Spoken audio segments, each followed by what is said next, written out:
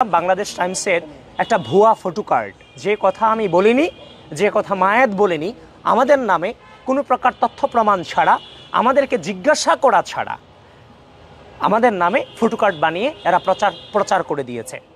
শাহবাগ থানায় এসে এরকম একটা পরিস্থিতিতে পড়াটা কোনোভাবেই আমার জন্য কিংবা মায়েদের জন্য কিংবা আমার সংগঠনের জন্য কোনোভাবেই কাম্য নয়।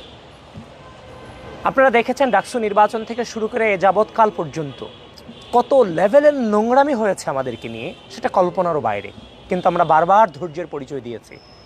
কোনোভাবে বাক স্বাধীনতার ব্যাপারে আমরা আপোষহীন ছিলাম। আমরা চাইনি, আমরা সমালোচকদেরকে সমালোচনা করার সুযোগ দিয়েছি।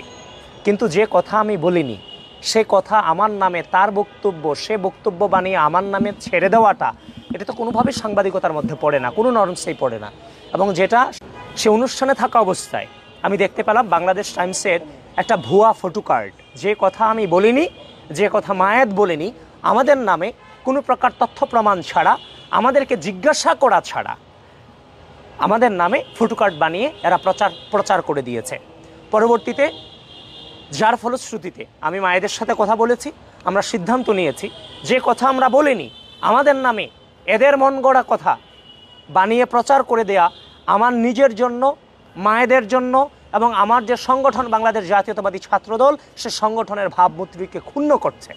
এবং আমি যখন এইটাকে শেয়ার দিয়েছি, আমি আমার ওয়ালে প্রতিবাদ জানিয়েছি, অসংখ্য অগণিত মানুষ শুধু আমাকে একটা জিনিসই বলেছে, আপনারা কেন মামলা করছেন না, কেন ব্যবস্থা নিচ্ছেন না। সেটা শুধু আজকের মামলা করিনি, আমরা একটা আমাদের নিরাপত্তার জন্য, সংগঠনের নিরাপত্তার জন্য আমরা জিডি করেছি। আমরা মামলা পর্যন্ত যাইনি, আমরা জিডি জমা দিয়েছি।